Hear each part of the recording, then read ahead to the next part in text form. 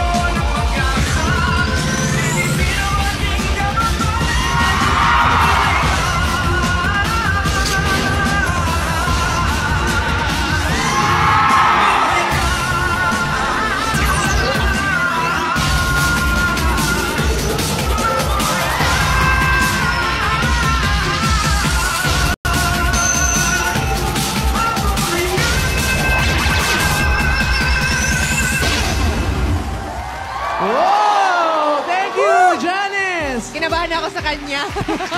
Ako yung nanginigi. Grabe Napapasigaw siya. pati yung mga Dabber Cats niya. Ayun, no? Mga taga Cavite. Oo, pero since elementary, marunong na talaga siyang mag-gymnastics. Ayan, kitang-kita naman. Oo, alam niya na yung ginagawa niya. Nung college naman, naging member siya ng cheerleading sa school nila. Maraming salamat.